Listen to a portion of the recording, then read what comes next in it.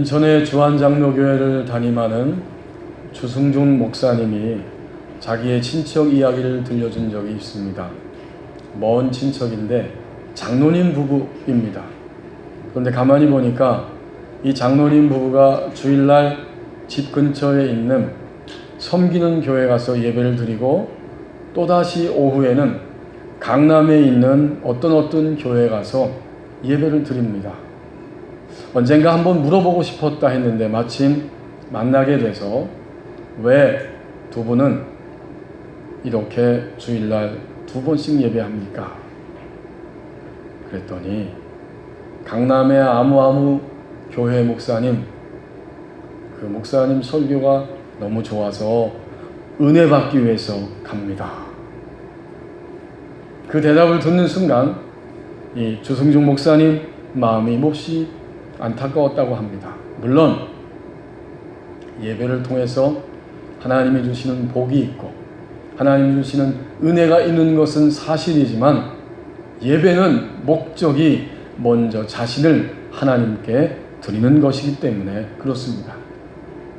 예배는 본질적으로 드리는 것이다. 그리스도인으로서 주일에 함께 모이는 이유이다. 우리는 하나님께 영광을 돌리려고 모이는 것이다. 존 메가도 목사님의 이야기입니다. 또 이어서 이렇게 말합니다. 예배는 우리의 초점은 하나님께로부터 무엇을 받는 것이 아니라 하나님께 드리는 것에 맞춰져야 한다. 예배는 하나님께 자신을 드리려는 타는 듯한 열망이며 그것은 우리 자신과 마음의 태도와 우리의 소유를 드리는 것까지 포함한다. 결국 예배는 하나님의 은혜에 대한 인간의 응답입니다. 그게 예배의 목적입니다. 오늘 우리에게 주신 본문 1절 말씀을 보십시오. 목적을 놓치지 않으려고 애쓰며 살아갑니다. 인간은 태어나면서부터 목적을 갖게 되고 사실은 그 목적은 이미 주어져 있는데 태어나는 순간 생존을 위해서 애쓰게 됩니다. 갓난아이들도 가만히 있는 것 같지만 그 아이들은 울면서 움직이면서 본능적으로 생존을 위해서 애를 쓰고 시간이 지나며 여러 가지 환경을 만나게 되는데 그 모든 환경 속에서 역시 내게 주어진 이 하늘 아래의 삶 동안 살아가기 위해서 생존을 위해 애를 씁니다. 이것이 목적이죠. 하나님이 주신 시간 동안 나는 죽음이 아니라 살기 위하여 애를 쓴다. 이것이 모든 인간에게 주어진 보편적인 목적입니다. 그런데 하나님의 목적도 무엇인가 보았더니 오늘 1절 말씀에 있는 것처럼 하나님의 목적도 모든 피조물들을 살려내시는 것이 하나님의 목적입니다. 하나님이 인간을 창조하셨지만 아담과 하와가 타락한 이후에 사람들은 이제 점점 어렸을 때부터 몸을 움직이기 전에 생각에서부터 타락하고 악하게 됩니다. 창세기 6장 6절 말씀에 이런 말씀이 나옵니다. 하나님께서 땅 위에 사람 지으셨음을 한탄하사 마음에 근심하시고 7절에 내가 창조한 사람을 내가 지면에서 쓸어버리되 사람으로부터 가축과 기는 것과 공중의 새까지 그리하리니 이는 내가 그것들을 지었음을 한탄함이니라. 생각에서부터 악이 흘러넘치는 인간들을 다 쓸어버리기로 작정하셨지만 오늘 1절 말씀에 있는 것처럼 하나님은 그 가운데 사람을 구별하여 살려놓고 계시고 또 동물과 들짐승, 가축들을 살려놓고 계십니다. 사람이 생존하기 위해서 주어진 그 시간 동안 애를 쓰며 그 목적을 놓치지 않고 애를 쓰며 살아가고 있고 하나님은 피조물 전체를 살려내시기 위해서 지금도 수고하며 애쓰고 계십니다. 목적을 놓치지 않으려고 애쓰며 살아갑니다. 이제 1절 말씀을 다시 한번 깊이 들여다보십시오. 노아와 같은 한 사람이 하나님 나라의 핵심이라고 말씀합니다. 노아는 어떤 인물이었는가? 여기 1절에 보면 단적으로 노아에 대해서 말씀하시면서 하나님께서 기억하셨다 이런 단어를 사용하셨습니다. 하나님이 노아와 그와 함께 방주에 있는 모든 들짐승과 가축을 기억하사. 이 기억한다는 말은 갑자기 마음속에 어떤 것이 떠올랐다는 의미가 아니고 항상 마음에 깊이 새겨놓고 항상 마음에 간직함, 이것이 기억한다는 뜻이에요. 하나님은 홍수로 심판하시면서도 마음에 깊이 새겨놓고 마음에 깊이 간직하고 있었습니다. 누구를? 바로 오늘 8장 1절에 등장하는 노아, 그리고 그와 함께한 방주 안에 들어간 사람들, 들짐승과 가축들을 기억하셨어요. 이것은 오늘 그리스도인 된 우리에게도 주어진 놀라운 하나님의 사랑이요 혜택입니다. 하나님은 우리를 마음에 항상 깊이 새겨놓고 항상 마음에 간직하고 계십니다. 그러니까 노아는 어떤 사람인가 봤더니 하나님이 기억하는 사람이었어요. 그러면 동시에 노아는 어떤 사람인가? 그는 하나님을 역시 기억하고 사는 사람입니다. 하나님이 홍수로 심판하시면서 모든 사람과 피조물들을 다 쓸어버리고 있는데 그 시대에 유일하게 하나님과 대화를 하고 하나님의 말을 알아듣고 말이 통하는 한 사람이 있었는데 그가 바로 노아입니다. 창세기 6장 9절에서 노아의 인물됨을 이렇게 소개하고 있습니다. 이것이 노아의 족본이라. 노아는 의인이요 당대의 완전한 자라. 그는 하나님과 동행하였으며. 그리고 나니까 하나님이 말을 걸 수 있는 한 사람 노아에게 말을 거십니다. 6장 13절 하나님이 노아에게 이르시되 모든 혈육 있는 자의 포악함이 땅에 가득하므로 그 끝날이 내 앞에 이르렀으니 내가 그들을 땅과 함께 멸하리라. 너는 고페로 나무로 너를 위하여 방주를 만들어라. 노아는 하나님을 기억하고 사는 인생이었습니다. 6장 22절에 노아가 그와 같이 하여 하나님이 자기에게 명하신 대로 다 준행하였더라. 이런 구절들을 보면 하나님은 노아를 기억하셨고 하나님이 기억하시는 유일한 인간 노아였고 노아도 하나님을 기억하는 복된 인생으로 살아가고 있었습니다. 또 하나의 중요한 포인트가 있는데 1절 말씀에 있는 것처럼 하나님이 노아를 기억하셨고 노아도 하나님을 기억하시는데 그때 어떤 혜택이 주어지는가 보았더니 노아로 인해서 노아와 함께하는 가족들 그리고 모든 들짐승과 가축들도 혜택을 입고 방주 안으로 들어가게 됩니다. 나로 인하여서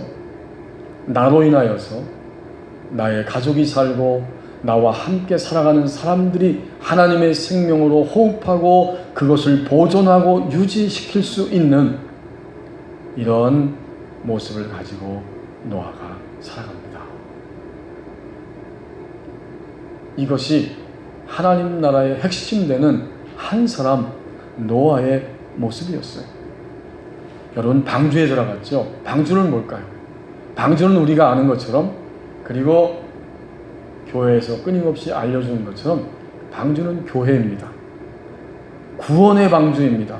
이 세상을 구원하라고 주신 그 방주, 그게 바로 교회라는 거예요. 맞습니다. 방주는 교회인데 이제 21세기의 방주는 교회이면서 결국 무엇인가? 방주는 하나님의 영역을 의미합니다. 노아는 방주 안에 살았는데, 노아 성도가 방주 안에 살았다고 하는 말은 신자는, 그리고 교회는 이제 건물적인 의미의 교회가 아니라 하나님의 영역 안에 사는 장소, 하나님 안에, 하나님의 영역 안에 머물며 사는 그리스도인이 된다는 의미입니다.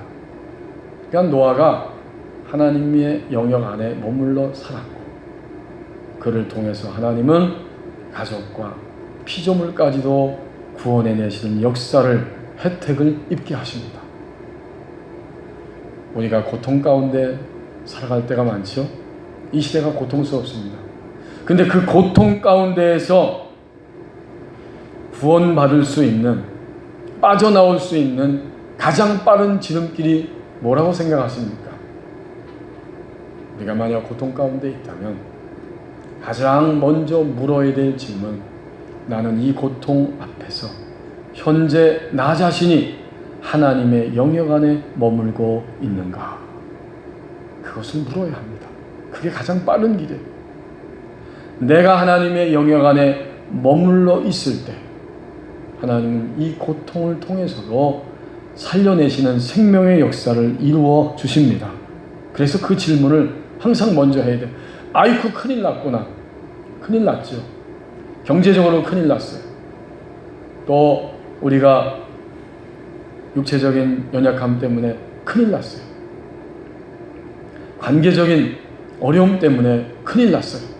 사실입니다. 답답합니다. 잠을 잘 수 없습니다. 그러나 그 모든 그것을 하나로 초점을 모아야 하는데, 이 고통 앞에서 나는 지금 하나님의 영역 안에 머물러 있는 존재인가? 이것을 물어야 합니다. 그게 제일 빠른 지름길이에요. 정상적이라고 하면 이 세 가지는 항상 연결되어 있어요. 어떤 것? 하나님이 기억하시는 나가 되고, 나도 역시 하나님을 기억하는 존재로 나의 인생을 살아가고 있고, 그것 때문에 나를 통해서 하나님이 주변에 있는 사람들까지도 죽지 않고 살 수 있는 생명의 역사를 이루어 주십니다. 이 세 가지는 정상적이라고 하면 항상 연결되어 있습니다. 지금은 인도네시아에서 학교를 세우고 그것을 위해서 사역하고 있지만 1920년 이전에는 몽골에서 선교사로 사역하던 이용규 선교사님이 그 몽골 소녀 이야기를 들려준 적이 있습니다. 몽골에 선교사로 가서 하나의 교회를 세우고 그 교회를 통해서 지역을 돌면서 교회를 또 세우면서 매일 매주일마다 순회하면서 예배를 인도하게 되는데, 베으르 지역이라고 하는 곳에 예배 초소를 방문해서 그날 예배를 인도하게 되었습니다. 그때 빌러르라고 하는 한 소녀가 땀이 범벅이 돼가지고 예배 시간 얼마 전에 예배당 안으로 그렇게 들어섰습니다. 왜 땀을 흘렸는가 들어봤더니 예배 시간 몇 시간 전에 그 소중한, 생존에 중요한 소가 있는데 이 소를 잃어버렸어요. 몇 시간 동안 이 소를 막 찾아다니고 있는데 예배 시간이 다가오는 거예요. 그래서 그 소 찾기를 포기하고 예배당을 향해 뛰어온 것입니다. 그 이야기를 다 듣고 이 선교사님이 간절히 하나님 앞에 이렇게 기도했답니다. 하나님, 이 소녀가 소가 아니고 예배를 선택한 이 믿음의 결단이 부끄럽게 되지 않게 해 주옵소서. 그래서 소녀가 소를 찾게 해달라고 간절히 기도했습니다. 이제 예배가 다 진행이 됐어요. 그리고 예배를 마치자마자 갑자기 바깥에서 소 울음소리가 들리더랍니다. 하나님이 이 소녀가 찾아 나서기도 전에 소를 예배당 문 앞에 갖다 놓으신 것입니다. 소가 아니고 하나님을 기억하고 하나님을 기억하려고 달려온 소녀에게 하나님은 소와 예배 두 가지 모두를 얻게 하셨습니다. 노아와 같은 한 사람이 하나님 나라의 핵심이라고 말씀합니다. 이제 2절과 3절 말씀을 보십시오. 악이 물러가게 하는 그 심판의 역사에 참여한다고 말씀합니다. 2절과 3절에 하나님이 무엇으로 이 땅을 심판하셨는가? 물로 심판하셨죠. 그런데 물이 점점 물러가고 줄어들기 시작합니다. 2절과 3절은 하나님의 심판의 역사인 물이 점점 물러가고 줄어드는 장면을 우리에게 보여주면서 결국 이것은 총체적인 악이 점점 사라지고 있다는 사실을 우리에게 보여주고 있습니다. 그리고 이 말은 곧 우리 내면 안에, 우리 삶 속에 일어나는 일생 동안의 역사입니다. 2절에 보면 두 가지 동사가 나오죠. 닫혔다는 것이고 그쳤다는 거예요. 깊음의 샘과 하늘의 창문이 닫히고 하늘에서 비가 그쳤습니다. 깊음의 샘은 땅속입니다. 하나님이 홍수로 심판할 때 땅 깊은 곳에서 막 물들이 터져 올라왔고, 이 고대 사람들의 표현대로 하늘에 창문이 있었는데 그 창문이 열려지면서 40주 40야를 밑에서 터져 올라오고 위에서 물이 쏟아졌어요. 엄청난 것입니다. 그런데 오늘 본문에 의하면 깊음의 샘과 하늘의 창문이 닫혀버리고 하늘에서 비가 그쳤습니다.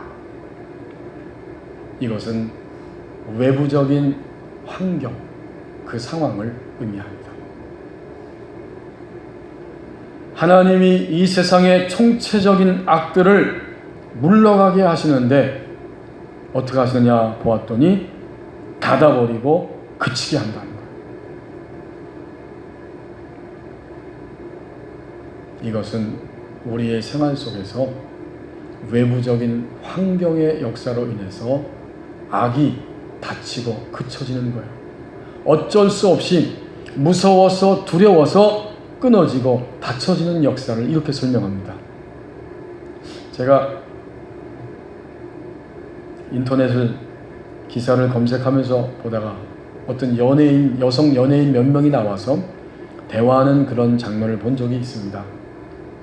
한 연예인 여성이 이렇게 말합니다. 내가 임신을 준비하고 출산 후에 수유 기간이 끝날 때까지 2년 동안 술을 한 모금도 마시지 못했는데 그때는 정말 미칠 것 같았습니다.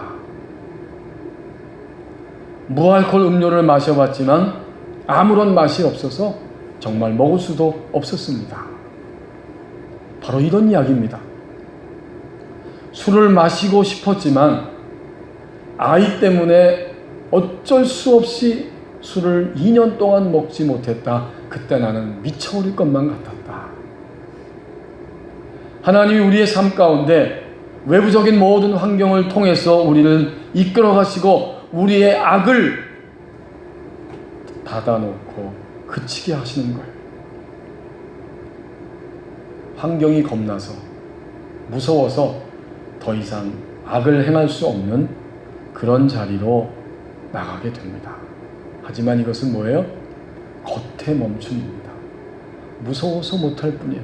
이것도 귀합니다. 일단은 겉의 멈춤을 통해서 악이 점점 심판을 받기 때문에 이것도 귀한 거예요. 그래서 오늘 2절에서 닫히고 그쳤다는 의미는 이런 외부적인 환경을 의미합니다.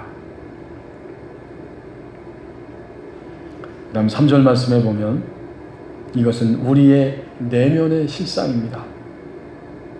물이 땅에서 물러가고 점점 물러가서 150일 후에 줄어들었다. 여기도 두 개의 동사가 나오죠. 물러갔다는 동사 그리고 줄어들었다는 동사입니다.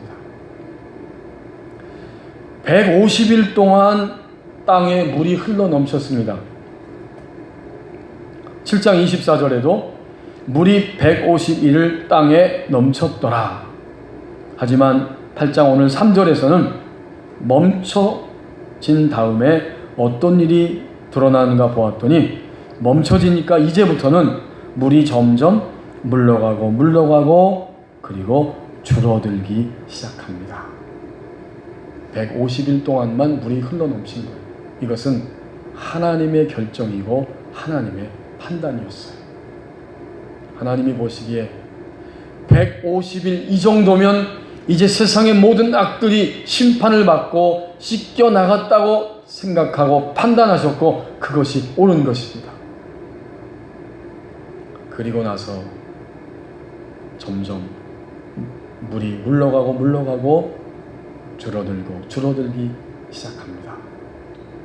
이것은 우리 내면의 실상이에요. 겉에 멈춤이 있지만 우리의 속에서 점점 악이 물러가고 줄어들기 시작합니다.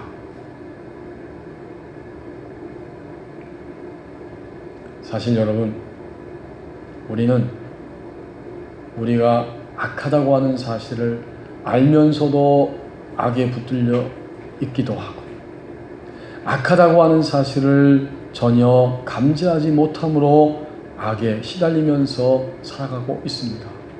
그런데 하나님은 오늘도 이렇게 악을 심판하시면서 우리 겉의 멈춤과 속의 멈춤의 역사를 지금도 진행하고 계시는 거예요.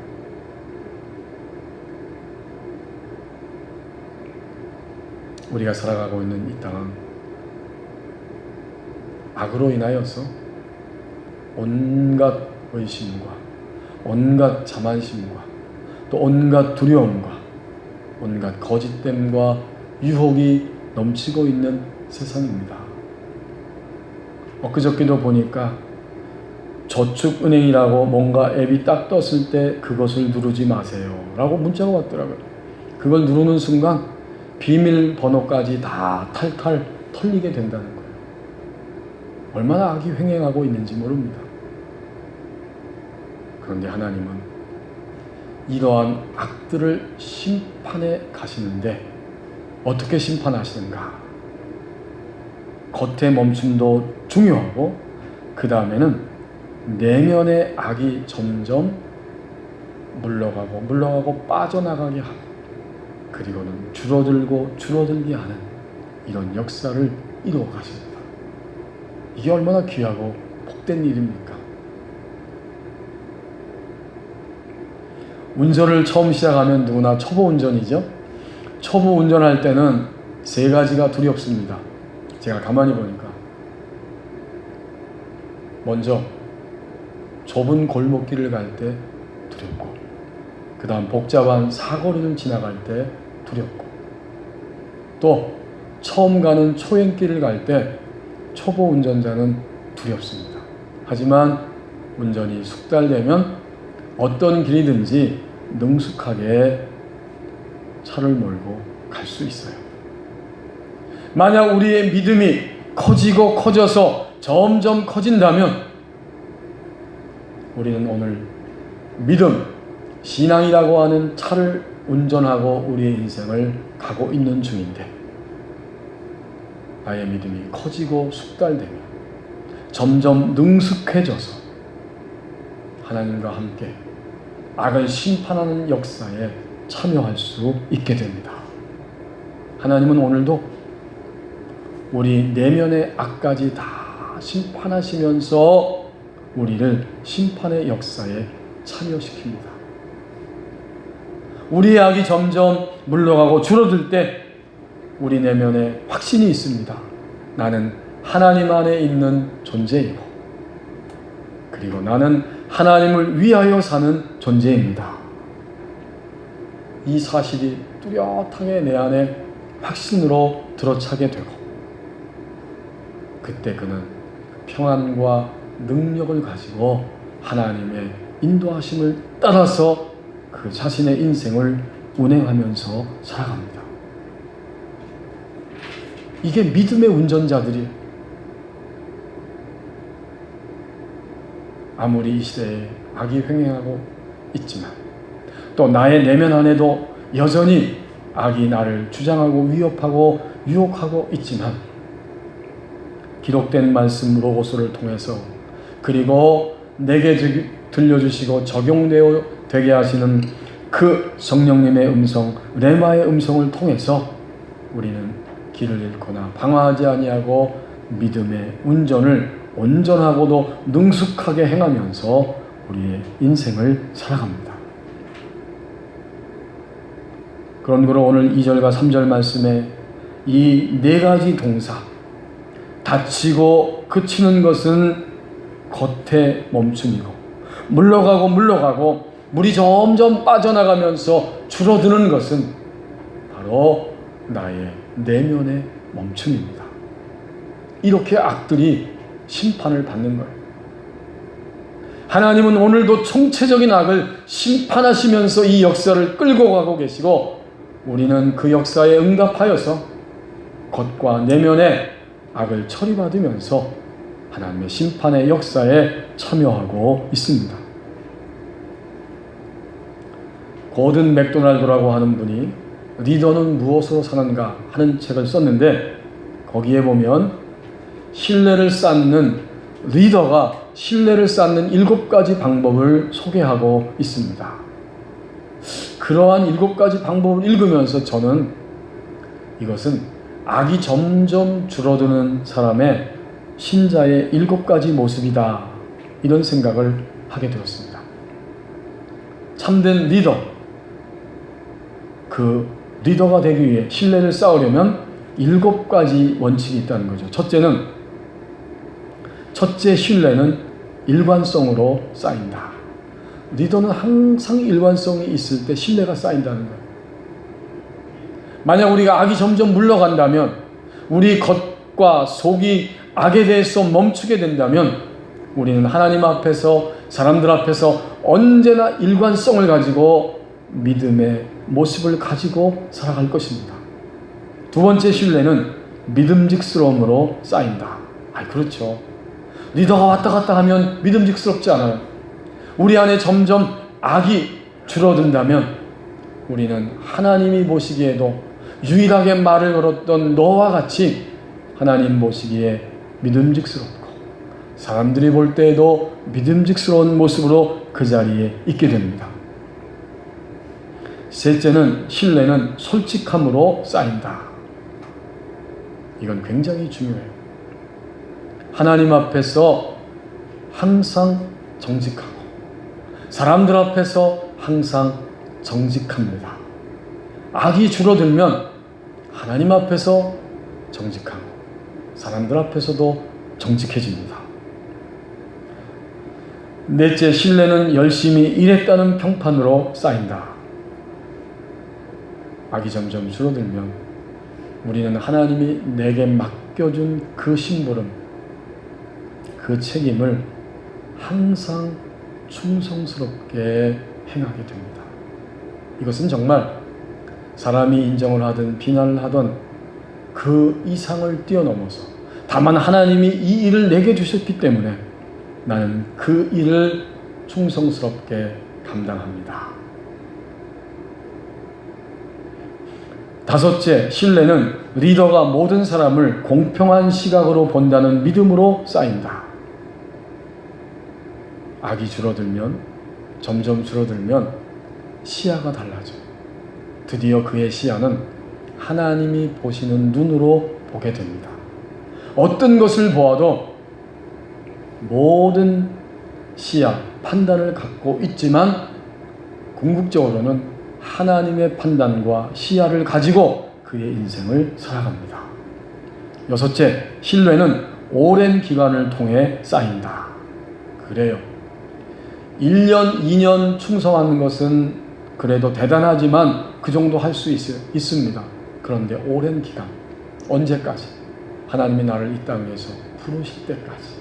그 오랜 기간 동안 항상 내게 주어진 그 자리에서 하나님의 일을 책임있게 감당하며 살아갑니다. 이것은 악이 줄어들 때, 악이 물러갈 때에 가능한 모습입니다. 마지막 7번째는 신뢰는 계속해서 더 깊어지는 영혼으로 쌓인다. 이 고든 맥도날드가 깊어지는 영혼이라고 표현했는데 이것이 저자의 어떤 표현인지 100% 다 알 수 없지만 저는 7번째를 읽으면서 결국 악이 점점 줄어들면 그 사람은 정말 예수님을 느끼게 하는 그러한 영적인 사람으로 바꾸어진다. 이렇게 깨닫게 되었습니다.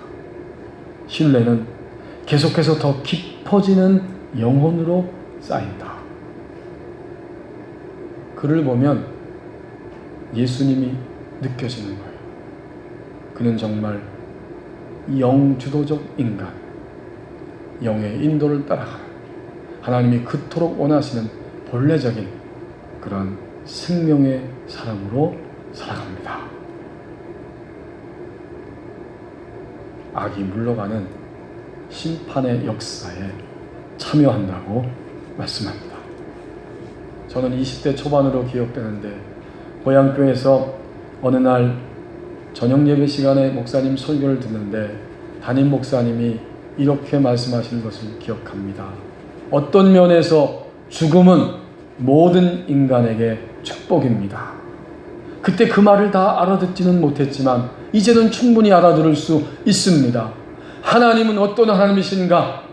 죽음조차도 인류 최대의 마지막 원수인 죽음조차도 복되게 하셔서 영생의 문을 열어 놓으셨습니다.